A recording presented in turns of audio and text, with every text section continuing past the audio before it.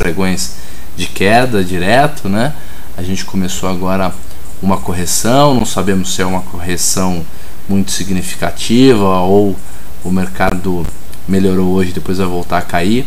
De qualquer maneira, continuamos com aquela expectativa, quando eu digo continuamos, eu digo eu, né? Continuo com aquela expectativa de que teremos um mês de dezembro melhor do que foi o resto do ano, talvez com uma alta mais significativa. Havíamos falado na quinta-feira, então, que seria uma boa oportunidade de operação, fazer de repente um lançamento coberto ou algum outro tipo de operação comprado, né, direcionalmente comprado em bolsa, né, comprado em alta. Então pode ser uma trava de alta, pode ser um lançamento coberto com taxa, pode ser uma compra de opções a seco. A gente estava acreditando que o mercado de fato poderia dar uma melhorada. Eu gostaria de saber se está todo mundo vendo bem. O Márcio não me deu um ok. Márcio, como é que tá aí? Tá vendo bem aí? Tudo ok?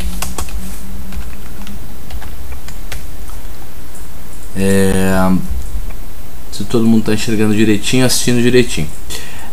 Vamos agora já começar com o nosso bate-papo, com o nosso modelo tradicional, né?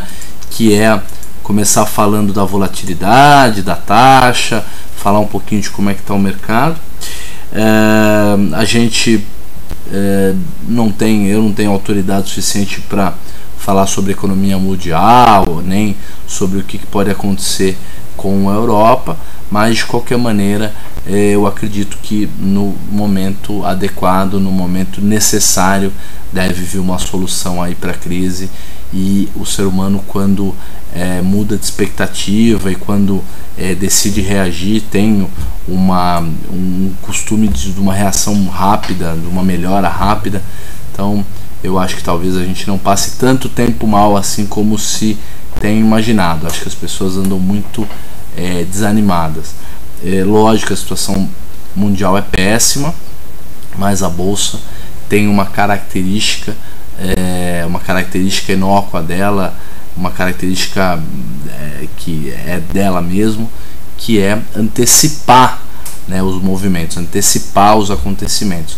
Ela não é exatamente a reação do que está acontecendo com a economia agora, mas sim do que se imagina que possa acontecer com a economia no futuro. Então, nesse sentido, não há necessidade de uma recuperação econômica mundial para a bolsa subir.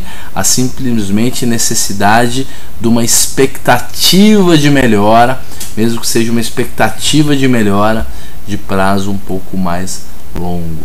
Então, algumas estratégias que ganham dinheiro com o mercado de lado ou levemente de alta são boas estratégias, como as travas de alta que a gente tem feito, os lançamentos cobertos, os Delta Hedge.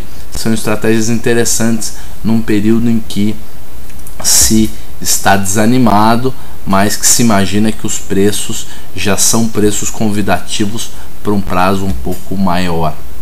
Não é isso? Então tá bom. Algumas perguntas aqui, duas do Daniel, depois o Guilherme também falando alguma coisa. Nós vamos ler e depois a gente vai começar direto mostrando a planilha, mostrando como é que está o mercado. Então, o Daniel Stange diz assim: boa tarde, Roxo. Você acha interessante uma estratégia de todo mês vender a opção de maior VE, comprando um semipó de uns 5 centavos só para não ficar descoberto? Continua. Será que a longo prazo essa estratégia tem potencial de dar lucro consistente? Olha, Daniel, eu acredito que, olhando o passado, se você tivesse feito isso nos últimos 10 anos, digamos, me parece que a estratégia não teria dado lucro. Por quê? Porque a gente fez várias simulações e percebeu que opções no dinheiro teriam subido mais do que virado pó nos últimos 10 anos. A gente não sabe o que pode acontecer no futuro. De qualquer maneira, o que a gente sabe é que se o futuro for semelhante ao que aconteceu nos últimos 10 anos, 12 anos, alguma coisa assim, é possível que essa estratégia não funcione. Tá? Nos últimos 12 anos, né, a gente tem séries históricas e estudos de opções que começam lá pelo ano 2000, a gente teve de tudo. A gente teve crise em 2002, a gente teve mercado muito tempo em alta, a gente teve crise em 2008, então a gente teve um mercado dinâmico o suficiente para saber tudo o que teria acontecido. Por que eu acho que não é uma boa estratégia você vender uma opção no dinheiro e comprar um pozinho lá longe que serviria simplesmente para você não quebrar numa eventual grande alta, mas não serve de uma boa proteção para a opção vendida? Porque você está fazendo uma aposta assimétrica negativa em termos de risco. Significa que você vai ganhar a maior parte do tempo, a maioria dos meses a sua estratégia vai dar dinheiro, o mercado de fato vai ficar parado, ou vai cair, ou vai subir pouco, e você vai se beneficiar com a estratégia. Porém, alguns meses o ativo, o mercado vai subir muito. A Petrobras de uma hora para outra pode ir de 21, 22 reais, que é o que ela está hoje, para 28, 29, 30 reais, e aí infelizmente você teria que pagar toda essa distância aí de 6, 7 reais para fazer a rolagem, e aí você precisaria de pelo menos mais outros 6 ou 7 meses de lucros só para pagar o prejuízo que você levou nessa sua rolagem. Então talvez uma trava de baixa. Então não vender uma opção fora do dinheiro e simplesmente comprar um pozinho. Vender de repente uma opção no dinheiro e comprar a seguinte pode ser uma estratégia um pouco mais inteligente, e essa é parecido com o que a gente vem fazendo no nosso plano de lançamento coberto com trava de baixa. Acho que você se lembra. Por quê? Porque se você lê o plano com cuidado, você vai perceber que na verdade a gente não quer ganhar dinheiro na operação como um todo. A gente quer na estratégia ganhar mais dinheiro do que se a gente simplesmente tivesse comprado no papel. Isso significa o quê? Significa que a trava de baixo tem que dar lucro. Para a trava de baixo tem que dar lucro, mesmo que você não tivesse o papel, a gente acredita que seja uma boa estratégia. Então, se respondendo objetivamente a sua pergunta, eu acho que vender uma opção no dinheiro, pular vários strikes e comprar uma bem fora do dinheiro simplesmente para travar, eu acho que não funciona. Mas talvez uma estratégia, por exemplo, de trava de baixa, alguma coisa assim, poderia funcionar. Tem que pensar com cuidado, com carinho, mas acho que pode ser uma boa estratégia. Vai desenvolvendo, faça testes, vai colocando o assunto em dia aí para a gente cada vez entender melhor essas coisas. O Márcio está avisando aqui que as planilhas já estão no lugar certo. O Guilherme tem uma pergunta. Roxo, você já estudou sobre o modelo de hedge do Nassim Taleb? Se sim, qual a sua opinião sobre a crítica dele ao Black-Scholes? Olha que interessante, hoje uma pessoa me procurou no MSN perguntando sobre livros de hedge neutro, de compra de volatilidade, coisas assim, e eu sugeri um livro do Taleb, que é um livro chamado Dynamic Hedging, que é um livro de 1997, 98, uma coisa assim, quando as teorias dele ainda não estavam completas, ele ainda estava começando toda a crítica que ele tem ao Black-Scholes. Então eu indiquei esse livro hoje para uma pessoa. Quem quiser ler o livro, lê, é um livro interessante, é um livro longo. Segundo, eu sou amigo pessoal, colega, não sei se é amigo pessoal, mas sou colega do cara que foi o orientador do livro, o cara que ajudou o Taleb a corrigir, a orientar o livro, que é o professor Marcos Avejaneda, que é chefe da cadeira de finanças da Universidade de Nova York. Ele é meio argentino, meio brasileiro, de vez em quando ele vem pra cá e a gente acabou ficando amigo. Então, na verdade, muito do que tá lá, primeiro, já era sabido, a gente sabe as limitações do Black-Scholes. O Black-Scholes de fato é uma coxa de retalhos. Segundo, o Taleb é um sujeito radical, né?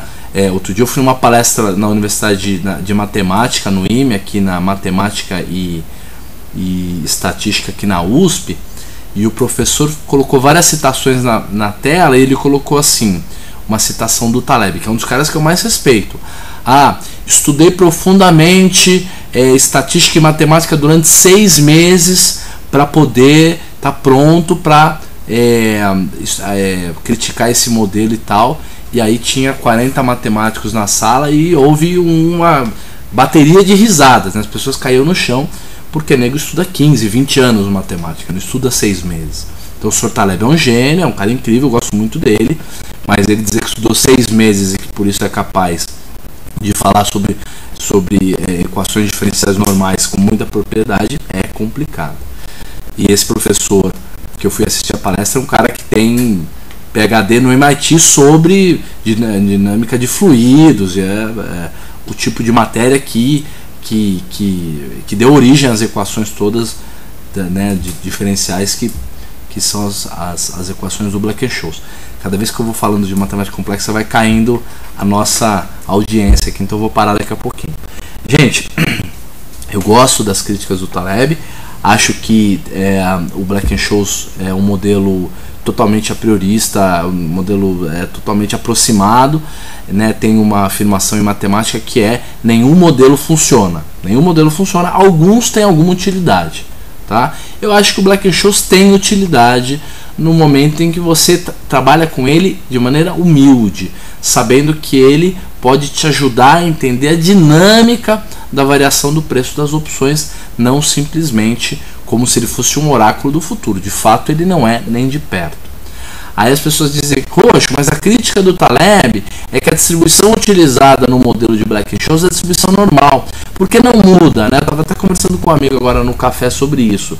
Porque colocar qualquer outro tipo de distribuição nessa equação deixaria a equação tão complexa que ela precisaria de 7 computadores para fazer o cálculo.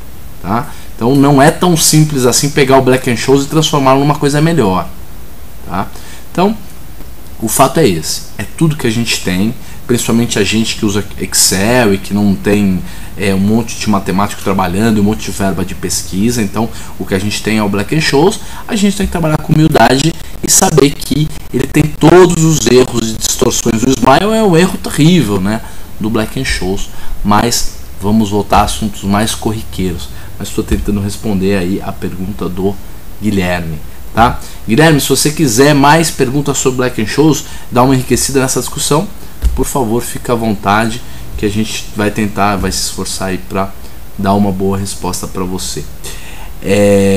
Os outros 2 livros do Taleb, um livro de 2000 e pouquinho, que é o Iludidos pelo Acaso, em inglês é Folly by Randomness, e o outro que é A Lógica do Cisne Negro, que é o livro mais importante, mais conhecido dele, um livro blockbuster, né? Um livro que vendeu muito. Ele de fato é um livro incrível que todo mundo que trabalha com finanças deveria ler. O Taleb tem uma cabeça muito boa e eu pessoalmente uso muito da matemática que ele gosta, que é a matemática dos fractais, a coisa lá do Mandelbrot. Então é algo que a gente gosta bastante. Gente, vamos continuar então. Vou tirar a minha cara, vamos colocar a planilha de opções.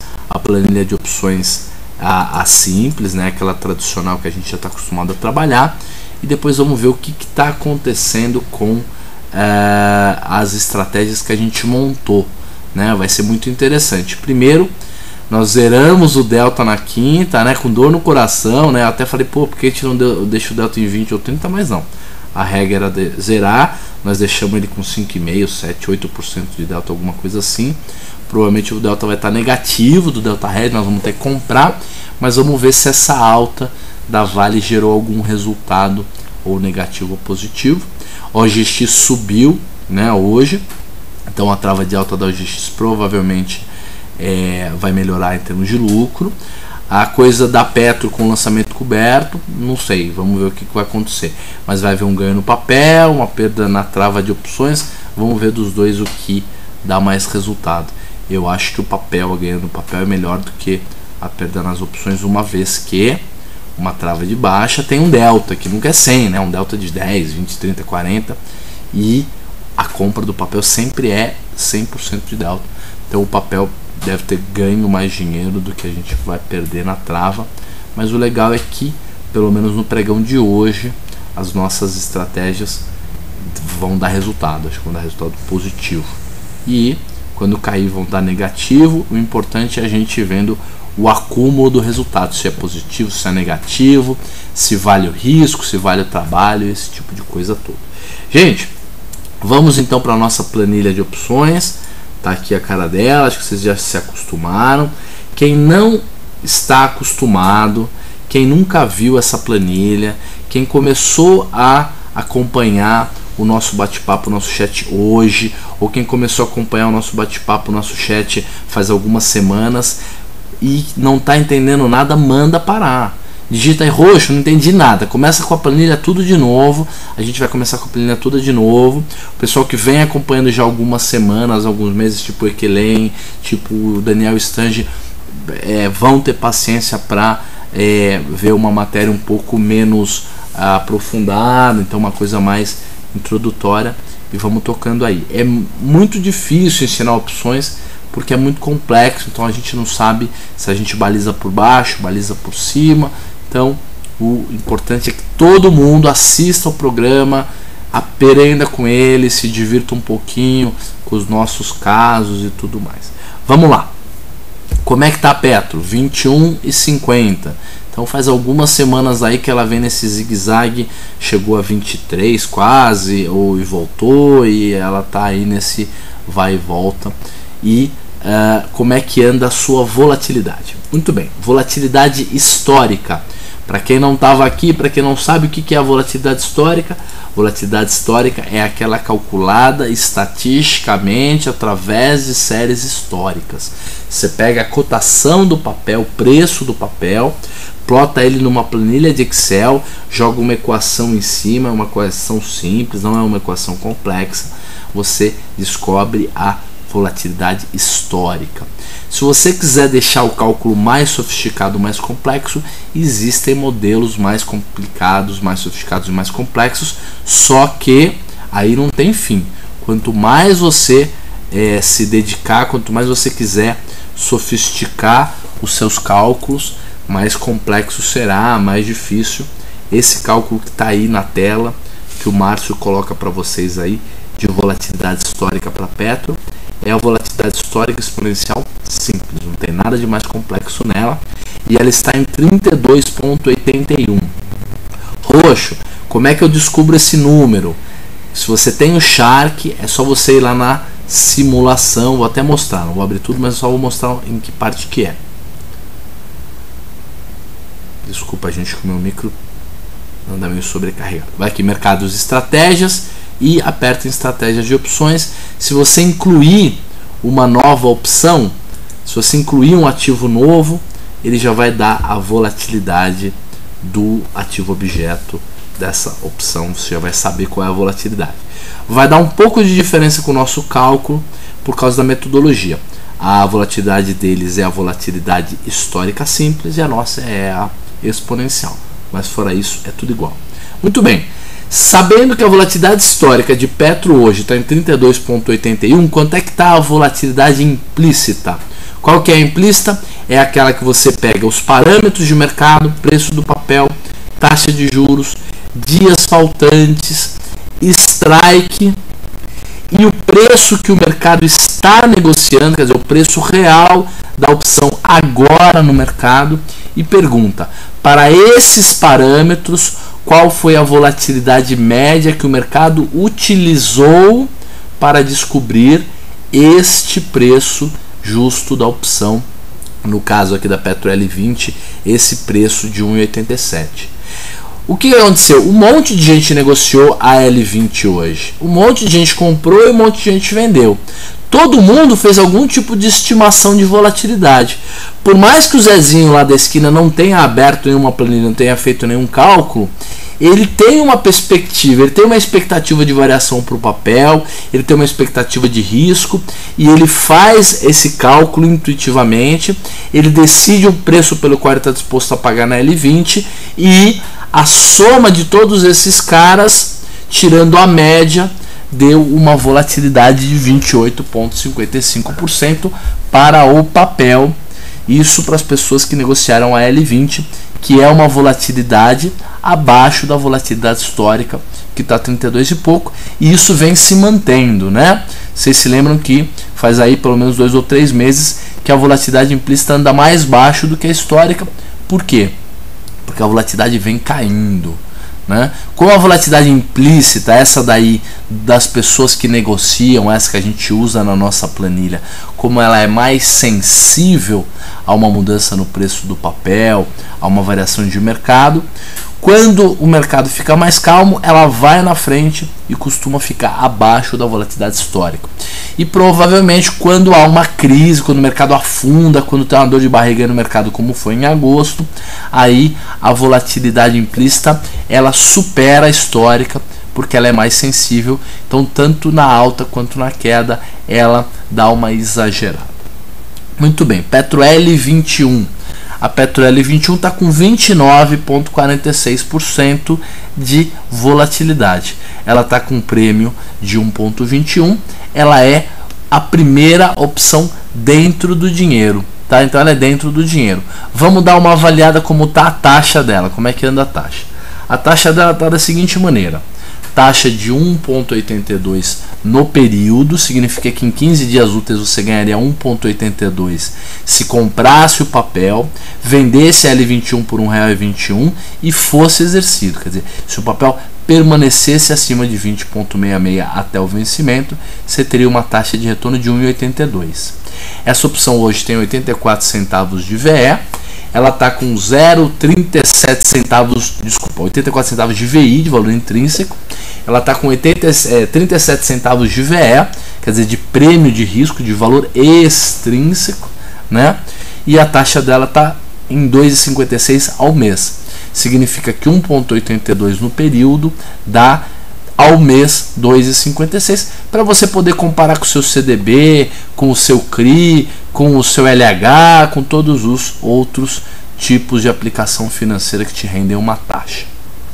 E a taxa de proteção, a quantidade de proteção que vender essa opção te daria se você comprasse o papel, seria 5,63% de proteção. Outro dia me perguntaram como é que é feita essa conta. Nada mais é do que saber quanto que 1,21 representa sobre o preço do papel, que é 21,50, subtraído de 1,21, que é o que você vai gastar. Então, se você pegar e fizer o preço de custo, que é 21,50 menos 1,21, que dá 20,29, dividido, né? Aí você pega 1,21 e divide por 20,29, você teria 5 ponto alguma coisa, 5,63, que é a proteção. Nada mais é do que o preço da opção dividido pelo preço de custo que dá a proteção na operação. O Sartori tem uma pergunta. Ele pergunta assim: Roxo, a volatilidade histórica que eu vejo nos gráficos não é a mesma que você obtém na sua planilha? Por exemplo, nessa opção da Petro, eu tenho uma volatilidade histórica de 1,7, tá certo? Olha, tem que ver qual o sistema que você está usando, mas se você pediu a volatilidade histórica da opção, aí realmente não vai bater, porque a volatilidade histórica que a gente acompanha não é da opção, é do papel, tá? O Shark tem um cálculo de volatilidade, aí tem uma volatilidade, mas ela não está certa. Então, se vocês quiserem ver a volatilidade histórica de um papel para uma determinada, do papel mesmo, né, a histórica do papel, então você tem que ir lá onde eu te mostrei. Vai no Shark e aperta em peraí que eu vou ver aqui como é que chama o lugar. Mercado e estratégia. Depois aperta em estratégia de opções e aí ele já vai te dizer qual que é a volatilidade. E aí você digita lá Petro, Vale, OGX, ele vai te dizer quanto que está a volatilidade histórica. Muito bem, vamos continuar. Petro L22, 0,58 centavos, é a primeira opção fora do dinheiro, volatilidade em 28,19, ela é levemente fora do dinheiro, então exatamente 50% do delta. Normalmente essa opção tem o maior gama, então 27% de gama. Ela está pagando uma taxa no período de 3,54. Ela não tem VI, ela só tem VE. O VE dela é 58 centavos. A taxa ao mês, então a taxa mensalizada está dando 4,99, uma bela taxa, e a proteção no período 2,7. Quando as pessoas me perguntam, Roxo, qual é a operação que você gostaria de fazer, que você faria com o seu recurso, eu provavelmente faria essa daqui, ó, a da L21. Por quê? Porque eu gosto de ter mais proteção do que retorno. Eu acho que ter uma relação de proteção e retorno, sendo que a proteção é maior que o retorno, para mim faz sentido. Se a pessoa é mais otimista, tá achando que o mercado agora vai subir, começou a andar, ela, por exemplo, poderia comprar o papel e lançar a L23. A L23 com uma volatilidade histórica de 26,57, 24% de delta só, né, para a gente perceber como, de fato, numa alta, o papel subiria muito mais rápido do que a opção. Ela estaria pagando 6,38 de taxa se você fosse exercido a 22,66. Então não adianta simplesmente comprar o papel e vender a opção. Você tem que ser exercido. Para você ser exercido a 22,66, o papel tem que subir, né? O papel hoje está custando 21,50. Então 22,66 já é bem fora do dinheiro. O papel tem que subir R$1,16, né? Para um papel que está custando 21 e pouco, daí 4,5, quase 5%. O VE dessa opção são 20 centavos, é tudo que ela tem é VE. A taxa no período, né, ao mês, né, você está pagando 6,30 no período, que são 15 dias úteis. Ao mês, você divide por 15 e multiplica por 20. Na verdade, você faz exponencial, né? Você faz raiz de 15 e depois eleva a 20. Ou faz raiz de 15 dividido por 20 dividido por 15, uma coisa assim. Você consegue. Proteção mínima, né, 0,93, são só os 20 centavos de proteção. Muito bem, como é que ficou aqui a volatilidade implícita? A volatilidade implícita, mesma coisa que a gente tem acompanhado nas últimas semanas, abaixo da volatilidade histórica, fazendo aquele sorrisinho lá do smile que a gente já se acostumou. Antes de continuar vendo outras taxas, vendo como é que está a volatilidade implícita e as taxas da Petro-A, temos aí o Cordeiro fazendo uma resposta e o Sartori, acho que é Sartori, se estiver errado você me corrija, por favor, fazendo mais um comentário sobre a volatilidade. O Cordeiro está dizendo assim, Roxo, eu estou começando agora e por enquanto eu estou mais observando o mercado de opções. Qual a utilidade dessa planilha para quem quer simplesmente comprar e vender opções? Olha, Cordeiro, primeiro, as opções, elas, para serem compradas e vendidas a seco, elas são mais difíceis, porque elas são muito voláteis, elas oscilam muito. Então, a gente costuma indicar mais operações compostas entre papel e opção, e entre outras opções, do que simplesmente fazer giro com opção comprada ou vendida. Mas, se o seu interesse é começar vendo como é que a gente faria operações compradas e vendidas, eu acho essa planilha muito importante. Vou colocar meu rosto aqui um pouquinho. Eu acho essa planilha muito importante, principalmente para entender a dinâmica dos preços, entender como o preço das opções varia, como ele se comporta. Então, se você, por exemplo, hoje está a fim de tradear a Petro-A 22, é importante você saber qual é o strike correto dela, que é 21,83, qual é a volatilidade implícita, quanto que ela tem de delta, quanto que ela tem de gama, quanto ela tem de vega, quanto ela tem de teta, o que isso significa. Vale a pena você entrar na planilha e fazer simulações. Olha, se o mercado subir tanto hoje, o que acontece com ela? Se o mercado ficar parado, o que acontece com ela? Então, essa planilha vai servir para você se sensibilizar, você ter a compreensão, você entender qual é a dinâmica da variação do preço das opções, principalmente da opção que você está estudando, que você está acompanhando. É por isso que eu acho importante a planilha. A planilha vai te dar essa sensibilidade. O que acontece com o preço da opção para os mais diferentes cenários de tempo, de preço do papel, de volatilidade e tudo isso. Legal. Acho que é isso. Se você está começando agora, sinceramente, não desista, faça perguntas, corra atrás. Desculpa, gente, a planilha ficou branca aqui, mas já voltou. Faça perguntas, levante questões mais simples. Se eu fizer uma afirmação aqui que para mim é trivial, mas que para você não é, porque você ainda não entende tanto do assunto, fala, Roxo, espera um pouquinho, comenta essa afirmação que você fez que eu não entendi. Eu acho que é a única maneira da gente criar o grupo, esse grupo que a gente está tentando criar aqui, que é um grupo de pessoas que sobrevivem no mercado financeiro.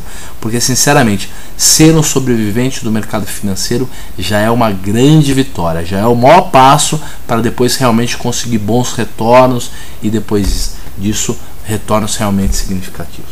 Gente, Cordeiro nós já respondemos. O Sartori tem mais um comentário lá com relação a como é que a gente acha a volatilidade.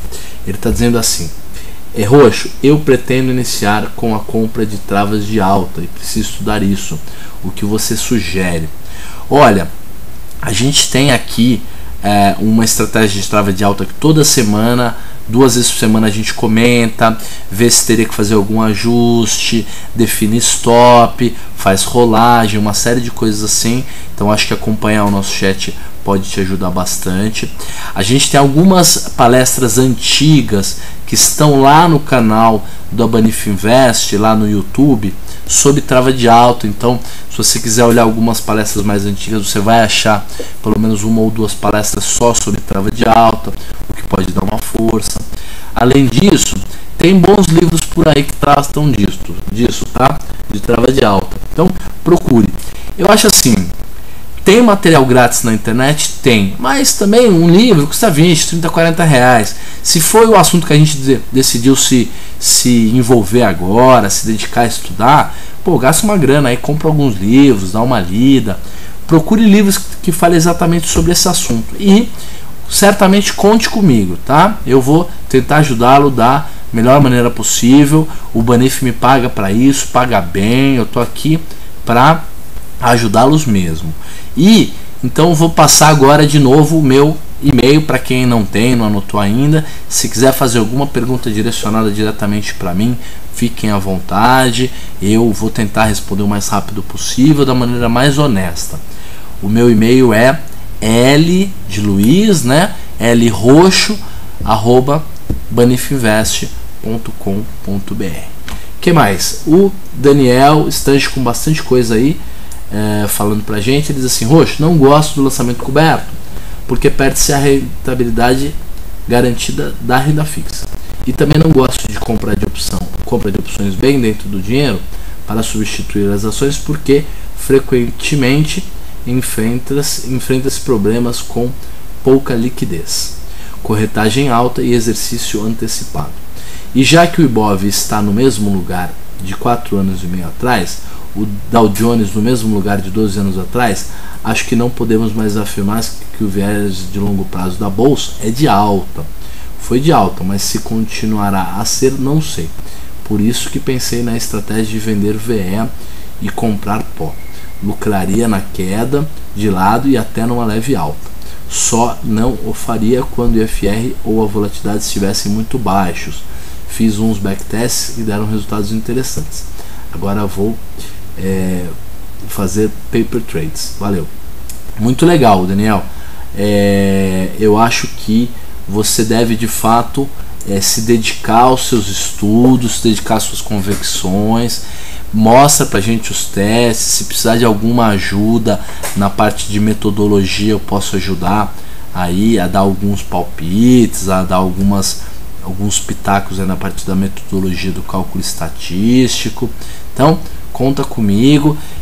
Eu acho que faz sentido mesmo. Se o mercado não voltar a subir aí nos próximos 1 ou 2 anos, você provavelmente vai ter bons resultados. Eu pessoalmente sou otimista, acho que em algum momento o mercado volta a subir sim, por conta de uma questão filosófica de vida, de acreditar que a economia de longuíssimo prazo deve continuar se desenvolvendo, porque as pessoas vão continuar nascendo, vão morrer cada vez menos, vai ter boca para se alimentar, as pessoas estão consumindo cada vez mais, mesmo na África. Daqui a pouquinho o nego vai estar querendo comprar celular, iPad, iPod, comida boa. Então eu acho que o mundo vai precisar achar soluções para isso, e aí para isso o crescimento mundial vai continuar ocorrendo, os ativos reais vão continuar se valorizando no longo prazo. Essa é a minha convicção uma convicção, mas também uma aposta, né? Não só uma convicção. Você tem razão de que a gente pode passar aí muitos anos sem que o mercado volte a se desenvolver. Estratégias interessantes de lados também são as estratégias de ratio spread, é uma boa estratégia. Então você poderia fazer isso, que nada mais é do que fazer uma trava de alta e vender um pouquinho a mais, uma borboleta, coisas assim. Mas estou super interessado no seu estudo, conta comigo aí para a gente desenvolver isso junto, porque faz parte do meu trabalho mostrar para as pessoas estratégias novas, resultados novos e tudo isso. Eu vou contar um caso que as pessoas gostam de cases. Assim, uma discussão antiga que eu tenho com várias pessoas, donas de corretora, donas de instituições, donas de escola. Por exemplo, o Leandro Ruschel, que é dono da Landstorm, a gente já teve essa discussão várias vezes, que é assim: nós trabalhamos com o mercado financeiro, a gente tem o beta maior que 1, né? Quer dizer, quando a bolsa sobe, a gente se dá bem, vende curso, vende palestra, o fundo dá bom resultado, todo mundo bate nas nossas costas, todo mundo liga pra gente. Quando a bolsa vai mal, a gente se ferra, perde aluno, perde cliente, o resultado do fundo não vai bem, porque a gente é indexado à bolsa e é uma coisa natural. E aí, uma tese que eu tinha é que toda instituição financeira tem que vender um pouco de índice futuro descoberto, tem que vender como hedge. Então nada mais é do que parecido com o que você está fazendo. Então assim, eu não acredito muito em estratégias vendidas em opções, principalmente estratégias assimétricas dessa maneira, mas por exemplo, quando eu tiver a minha empresa um pouco maior, acho que eu vou vender um pouco de índice futuro para fazer um hedge aí natural com o nosso negócio, que é um negócio que se beneficia da bolsa, né? Um hedge sempre bem menor do que a nossa receita, porque não existe hedge perfeito. E eu escolho o índice futuro, por quê? Porque o índice futuro, na queda, ele não limita o meu ganho, ele não é limitado ao valor da opção. Se o mercado afundar, tiver uma grande queda, eu vou junto e ganho tudo que ele cair, do mesmo jeito que eu vou perder tudo que ele subir. E com o mercado de lado, eu ganho VE, eu ganho teta. Não ganho tanto VE, tanto teta quanto eu ganharia numa opção, mas eu ganho pelo menos o carrego da taxa de juros. Eu ganho, porque você vê, o índice futuro para daqui a um mês nada mais é do que o índice de hoje acrescido de uma taxa de juros. Se você vender esse índice, for carregando, ele ficar no mesmo nível daqui a um mês, você ganhou esse carrego da taxa de juros. Então uma alternativa à sua venda de opção poderia ser uma venda do índice futuro. Além disso, se um dia for grande o suficiente, você pode vender o índice futuro e comprar um pozinho de call. Aí é legal, porque aí nos meses ou quando o índice futuro der uma baita porrada para cima, o que acontece? Você perde no índice futuro, mas ganha no pozinho de call, que você vai gastando todos os meses um pouquinho, mas não é tão caro. Além disso, você não fica concentrado na Petro, e aí você não tem o risco da descontinuidade, você não tem o risco do quê? Do gap de alta do papel, por causa do risco, estou falando bastante hoje, né? Rápido. Por causa do risco de algum evento corporativo no papel, no ativo, né? O índice não, você teria que ter um evento corporativo em todas as empresas ao mesmo tempo. Então é muito difícil, quase impossível você ver o índice futuro abrindo com um gap de 10, 15, 20% de alta. Isso é pouco provável, altamente improvável. Mas a Petro abrir com 20% de gap é bem possível, até porque em algum momento aí, quando se estiver pensando em reeleição, alguma coisa, é possível que alguém do governo lance aí alguns boatos e tal para fazer um troquinho com opções, porque infelizmente isso acontece, né? Manipulação de informações para gerar correria, para gerar gaps altas é algo comum. O pozinho, o Marcos está me lembrando aqui para dizer que o pozinho que eu compraria no índice futuro não seria opções de ações, nem de Petro, nem de OGX, seria pozinho do próprio índice, tá? De opção de índice. Por isso que eu falei que é quando você fosse um pouco maior, porque a liquidez é só para, acho que no mínimo 10 ou 20 contratos grandes do índice. Aí é contrato pra caramba, né? Não é fácil de operar. De qualquer maneira, acho que é mais ou menos isso que eu teria que dizer. Daniel, vamos falar mais, vem qualquer dia tomar um café aqui comigo, vamos bater papo. Outras pessoas também que quiserem continuar batendo papo, fiquem à vontade. Vamos voltar porque a gente estava falando, senão a gente não consegue terminar a nossa rotina, que é mostrar aí como estão as taxas, a volatilidade, depois partir para as estratégias. Muito bem. Vê se tem mais alguma pergunta. Não tem não. Petro A20, né? Estávamos na Petro L, que é vencimento em dezembro, agora estamos na Petro A, que são as opções que vencem em janeiro. Quando em janeiro? Dia 16 de janeiro. Consequentemente, nós temos ainda 35 dias úteis para o vencimento. Muito bem. Petro A tá a 22,37. Ela é praticamente R$2 dentro do dinheiro. A volatilidade em 26,91. Nós temos visto isso, né? As opções mais longas com uma volatilidade implícita mais baixa do que as mais curtas, também é uma característica de quando a volatilidade está caindo, né? As opções mais longas, elas são mais sensíveis ainda a uma variação da volatilidade, e é por isso que elas caem mais rápido ainda do que as opções mais curtas. As mais longas são mais sensíveis à mudança da volatilidade do que as mais curtas. Acho que essas afirmações vocês já estão começando a decorar e a entender. Petro A21 está 1,49. Ela tem strike de 20,83, então ela ainda é dentro do dinheiro. Volatilidade 27,11, 71% de delta, uma taxa no período de 3,63. Nesse caso é o contrário, né? A taxa ao mês é mais baixa do que a taxa no período, lembrando que faltam 35 dias úteis para o vencimento da A. Essa opção tem 76 centavos de VI, ela é dentro do dinheiro em 76 centavos. Ela tem 73 centavos de VE, ela está pagando uma taxa ao mês de 2,16 e ela vai pagar uma proteção. Ela pagaria uma proteção, ela tem uma proteção de 6,9%, que é uma bela proteção. Agora nós temos uma outra operação, que é Petro A22.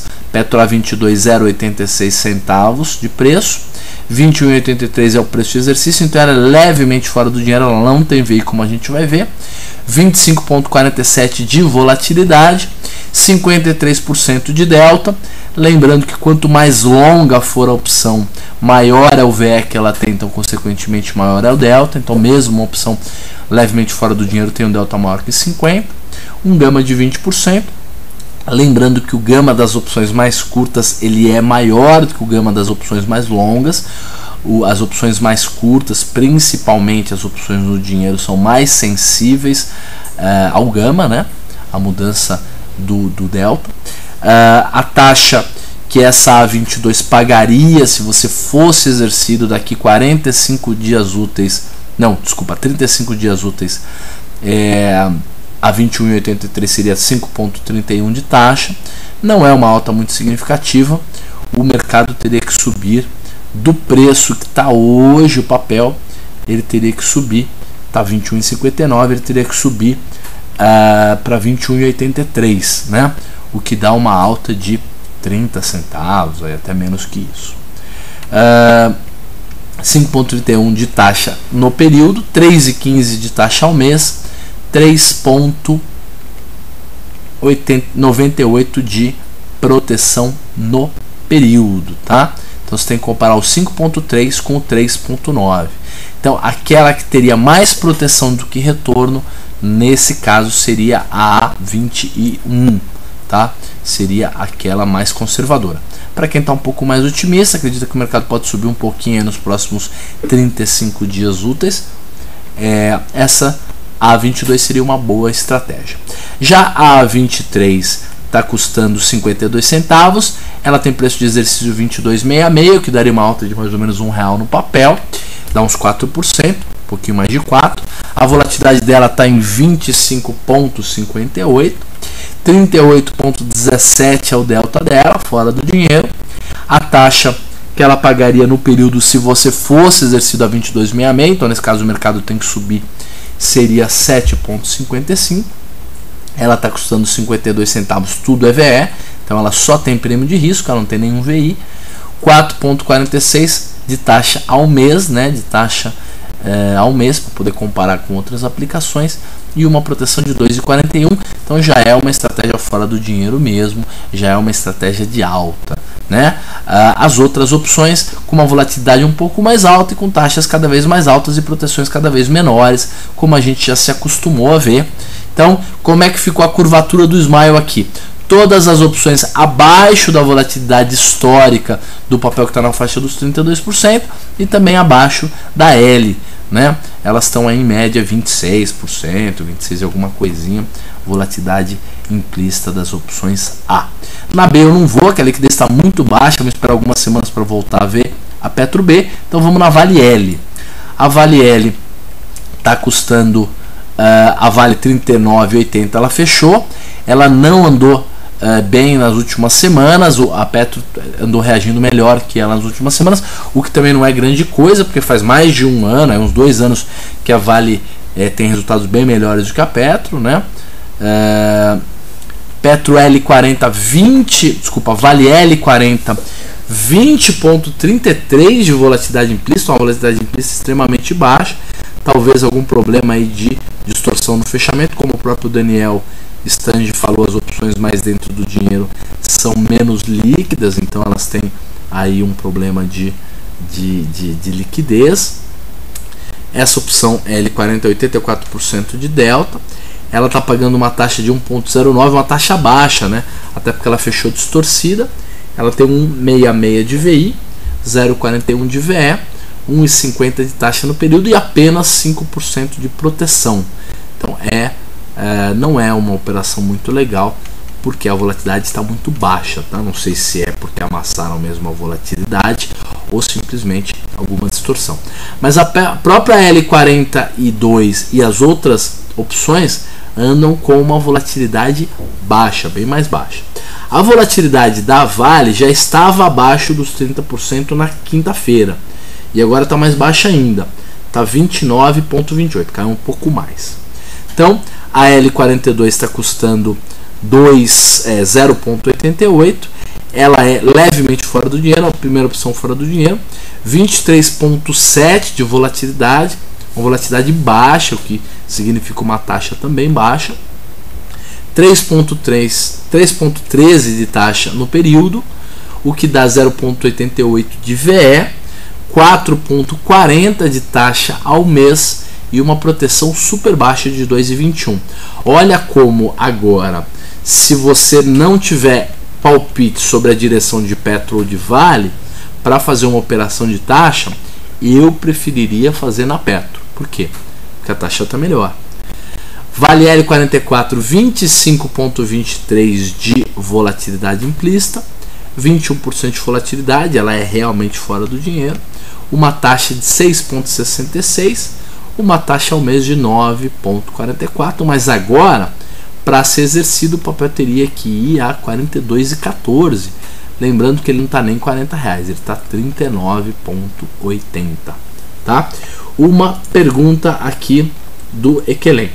O Equelen diz assim: roxo, Vale 5 hoje fechou a 39,35, abriu no after a 39,50, louco, mas a opção L42 estava 0,91 no fechamento do pregão e foi para 0,88. Quais as principais variáveis que influenciam nessa queda do valor da opção?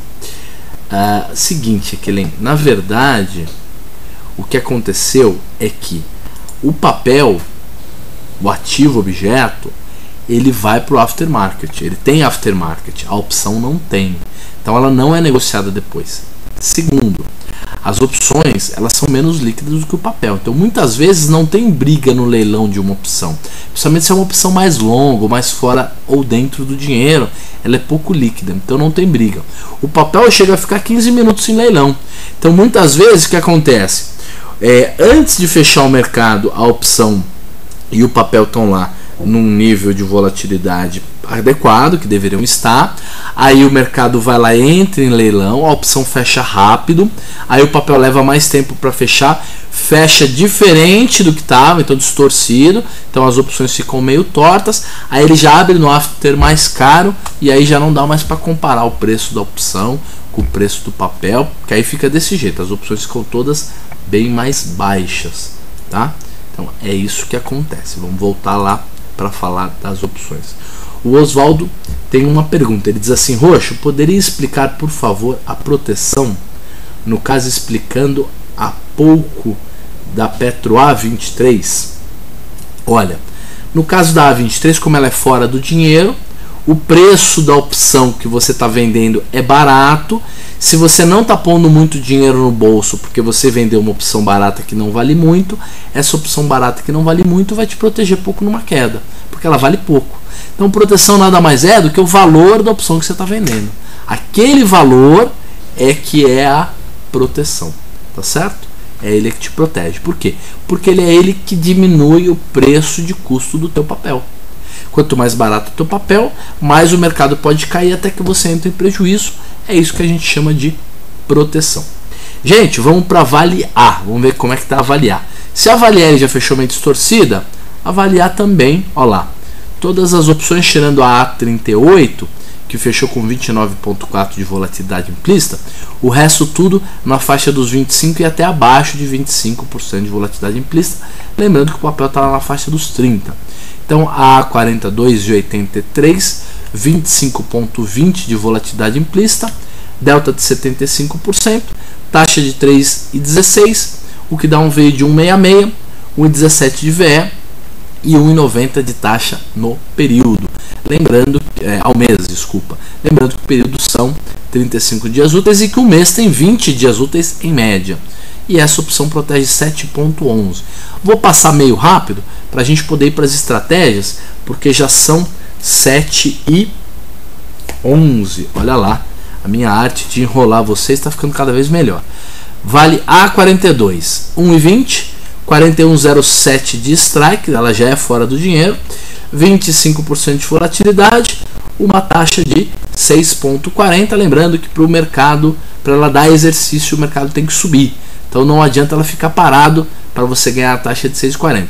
O mercado tem que dar uma subidinha até 41,07. A 44,51 centavos, o que dá uma volatilidade implícita de 23,9, 24%. A 46 está 33 centavos, 24% de volatilidade. A 48,7 centavos, 24% de volatilidade.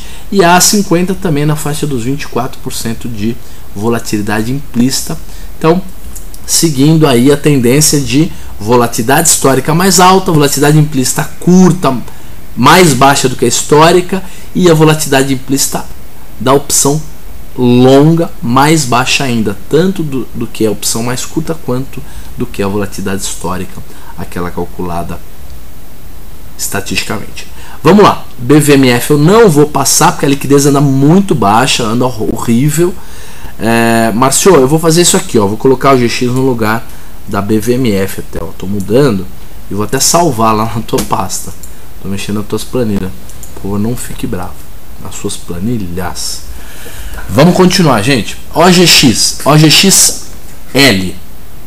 OGXL, o papel tá com uma volatilidade histórica de 40,39, caiu bem, né? A gente lembra que trabalhou bastante tempo acima de 50%, então 40% de volatilidade implícita para o papel OGX. A OGX de R$11, lembrando que o papel está 13,9, está com 92% de volatilidade, extremamente dentro do dinheiro. Então o cálculo que a gente faz de volatilidade dela não tem muita significância.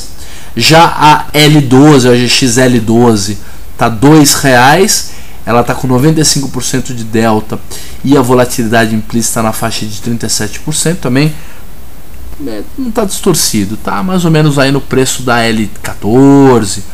Olha, houve uma mudança no preço da OGX, a OGX caiu no after aí, fazendo com que todas as volatilidades subissem. Olha que coisa interessante. A L71 está 1,16, essa daqui já tem R$13 de preço de exercício, já não é tão dentro do dinheiro assim, 42% de volatilidade. A OGX caiu bem no after, então houve uma distorção grande aí nesses últimos segundos aí nos preços das opções, mas de qualquer maneira 42% nela, 39% de volatilidade na L14, 41% na L15 e na L1642. Lembrando que antes dessa distorção, essas opções estavam com uma volatilidade aí na faixa dos 37%, 38%, então mantendo o padrão de estarem abaixo da volatilidade histórica, né? As taxas também não tão boas, porque houve... não, as taxas são boas sim, a volatilidade subiu, então estão até um pouco acima do que deveriam. A L71, que é dentro do dinheiro, ela tem 87 centavos de VI, 29 centavos de VE, está pagando 2,28 no período, muito menos do que elas estavam pagando aí um mês atrás, né, quando a volatilidade estava na faixa dos 50%, mas mesmo assim uma bela taxa. 3,21 de taxa ao mês e 8,36 de proteção.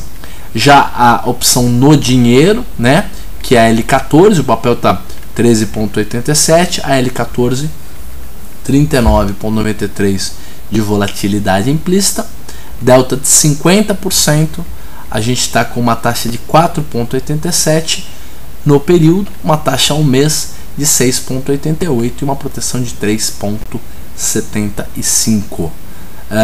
A que eu escolheria, sempre que tem mais taxa do que proteção, seria provavelmente essa primeira dentro do dinheiro, que é a L13. Mas, para quem está um pouco mais otimista, essa L14 também é uma bela estratégia, é uma bela operação. Vamos falar da OGXPA rapidinho, para a gente poder passar para as estratégias. Antes disso, temos aí, deixa eu ver se tem mais alguma pergunta.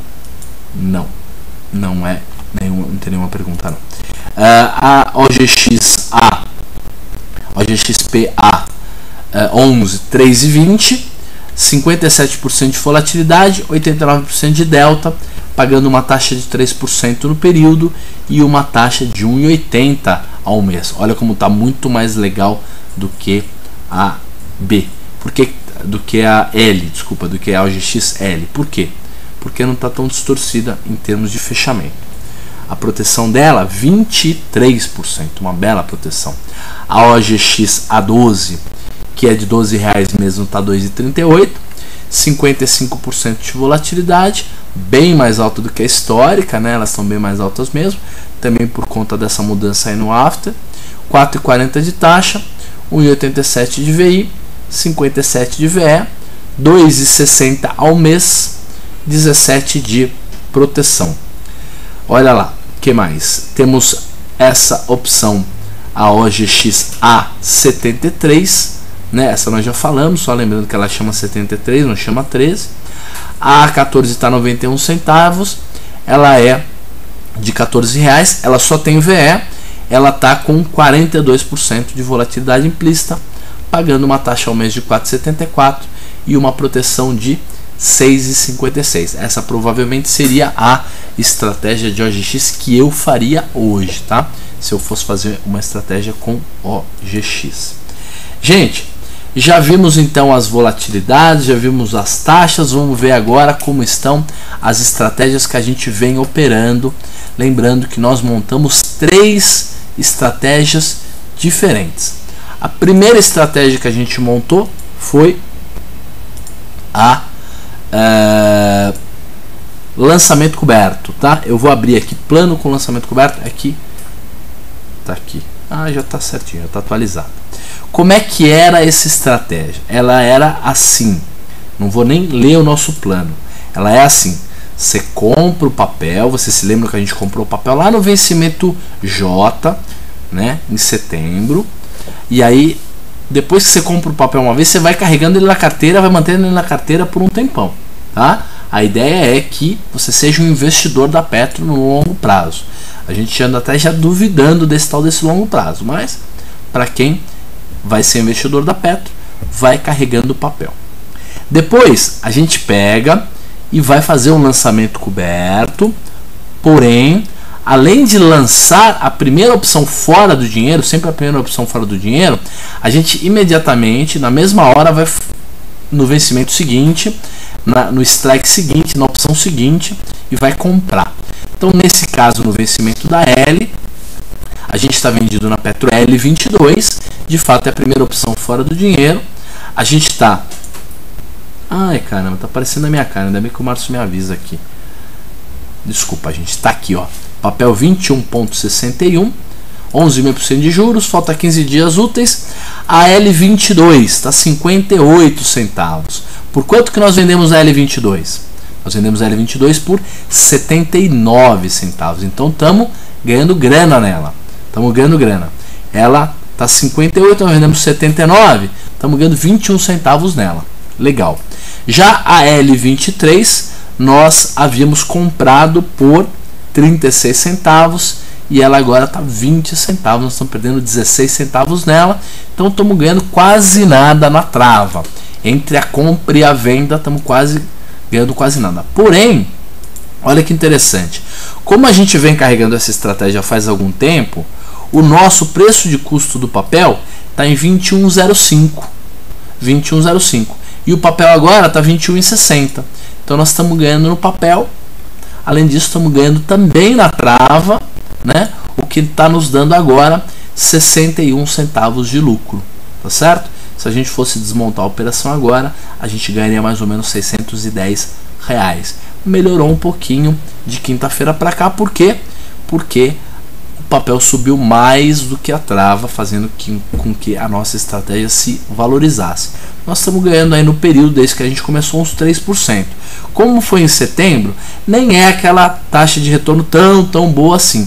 Mas com esse zigue-zague todo que teve, acho até que é uma boa taxa de retorno, um bom rendimento. O que mais? Vamos lá na outra estratégia que a gente tem montado, que é o Delta Hedge, tá? Então o Delta Hedge está aqui, ó. Tá aberto na tela. Lembrem-se que a gente tinha ficado comprado em Delta, né? Tinha ficado comprado em Delta quando? Na quinta-feira. A gente fez um ajuste. Deixa eu ver se está certo. Não, desculpa, gente. Abri a planilha de Delta Hedge errada, tá? Vamos mudar a planilha de Delta Hedge para a planilha certa. Vocês estão até vendo aqui minhas telas, mas é o jeito de fazer isso o mais rápido possível. Delta Hedge. Eu tenho aqui uma planilha de Delta Hedge, mas ela foi salva no dia 24/11. Não, acho que é essa planilha mesmo, tá certo. Atualizar. Deixa eu ver se é essa mesmo, vamos ver. Se eu atualizei os preços é porque é ela mesmo.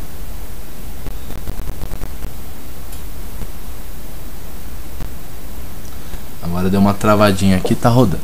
Vou mudar. Então, gente, como é que é a estratégia do Delta Hedge? A estratégia do Delta Hedge é um pouco mais complexa. Você pega, compra uma opção normalmente dentro do dinheiro. Aí a gente vai lá no outro strike, o strike seguinte, vende as opções. Quantas opções? Em quantidade suficiente para zerar o delta. É isso que a gente faz.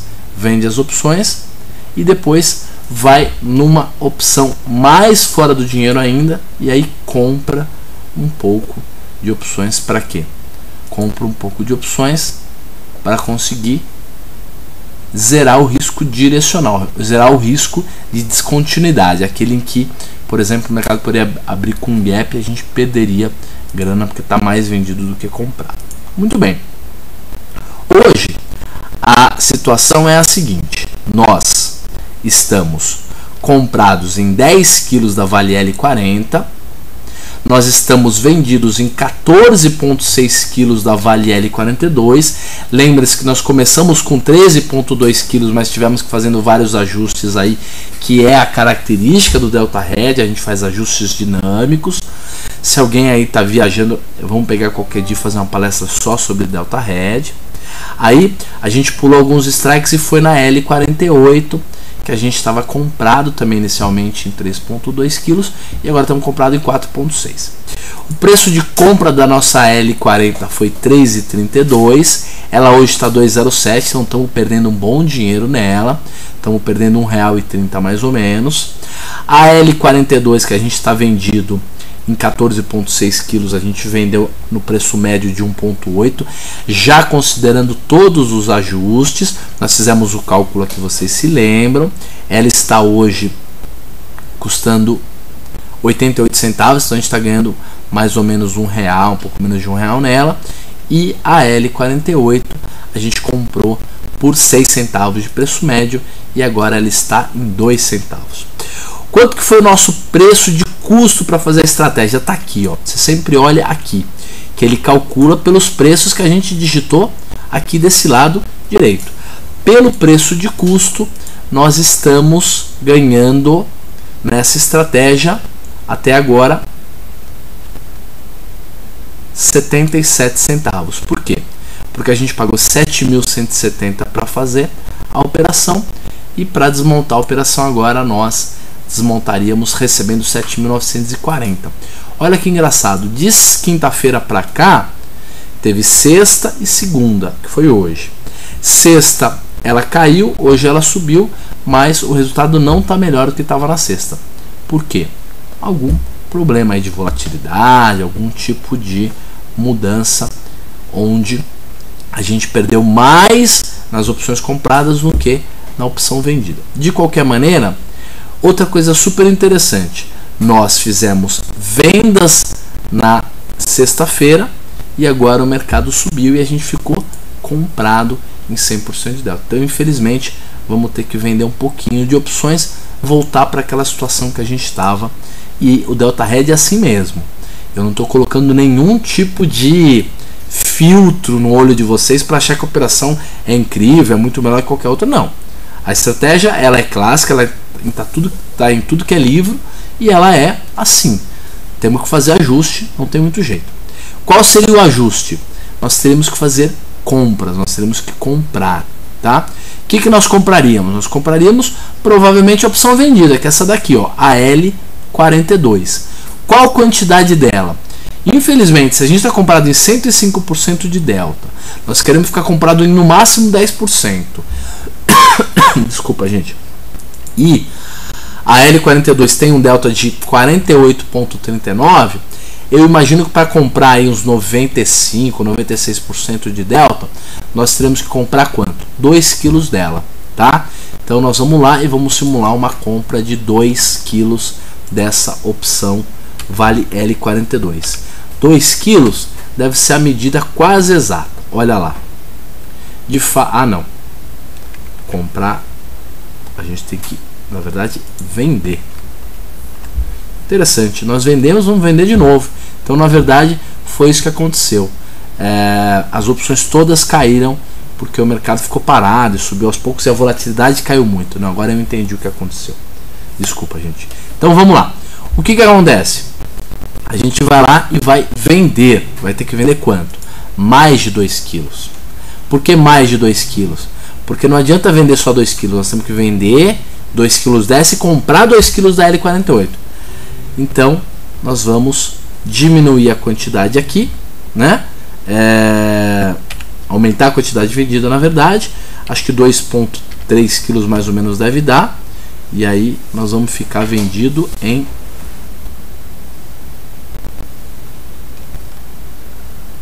12,3, o que nos daria um delta. Espera aí que ele está calculando. Tem muita planilha aberta e demora para calcular.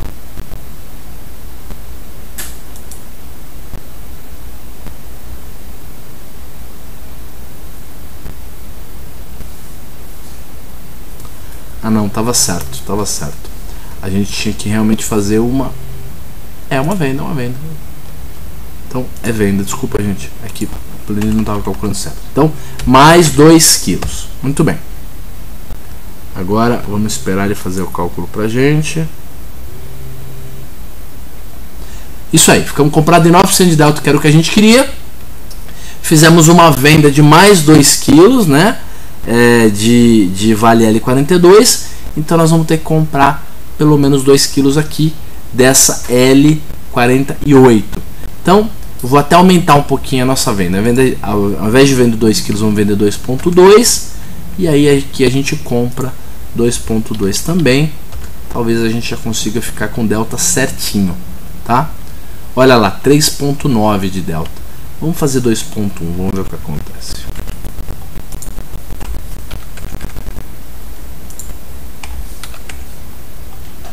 Com 2,1, o delta ficou em 8,59, abaixo de 10%, tá certo, é isso mesmo que a gente deveria fazer.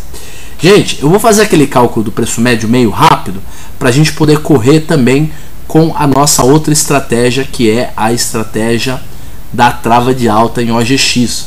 Acho que agora ela entrou no lucro. Vamos ver se ela entrou no lucro. A trava de alta do OGX que estava no prejuízo de mais de R$1.000.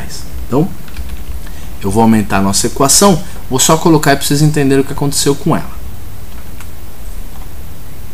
16,7 é a quantidade vendida. Então, a média caiu mais ainda. A nossa média de venda dessa opção caiu para 1,69. Essa ficou a equação. E aqui embaixo, no preço médio da compra da opção 48, nós também vamos colocar uma compra de 2,1 quilos.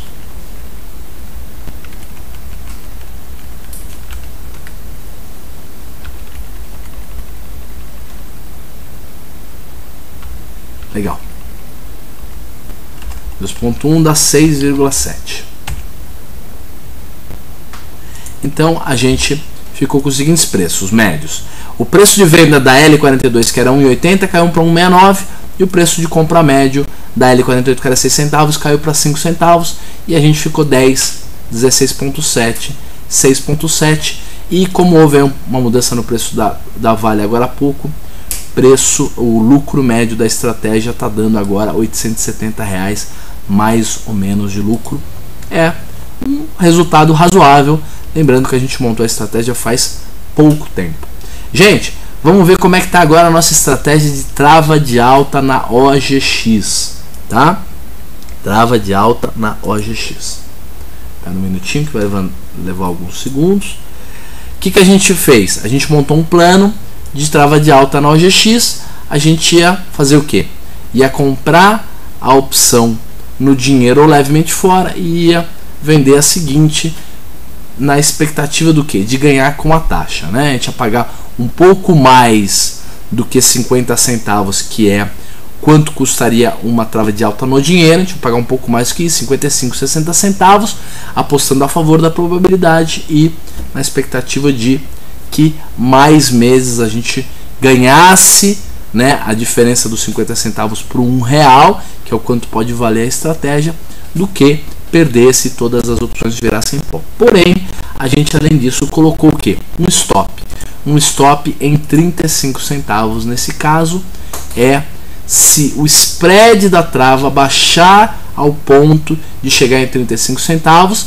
Lembrando que nós pagamos por ele o preço de 70 centavos, né? Aqui, R$7.000 pelos 10 quilos de trava que a gente montou. Se ele chegasse em 35 centavos, a gente desmontaria a operação, faria um stop. Nós compramos 10 quilos da L71, que é de R$13 por 2,02. A gente vendeu 10 quilos da L14 por 1,32. E elas agora estão custando 1,16 a mais cara, 52 centavos a mais barata, o que dá 64 centavos. Significa que a gente está perdendo mais ou menos 6 centavos por cada unidade de trava de alta que a gente montou. Para os 10 quilos que a gente simulou, a gente está perdendo R$600 e um pouquinho mais de alta, a gente já passa a entrar no lucro da estratégia.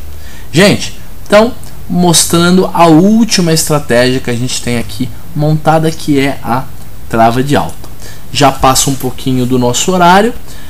Eu gostaria que as pessoas que não tivessem entendido alguma estratégia, alguma palavra, alguma afirmação, mandasse por e-mail uma pergunta ou colocasse na quinta-feira, fizesse a pergunta em aberto para que todo mundo acompanhasse. Eu acho que faz parte da evolução do conhecimento sobre opções, da evolução de todo mundo, da nossa evolução, da minha, da de vocês.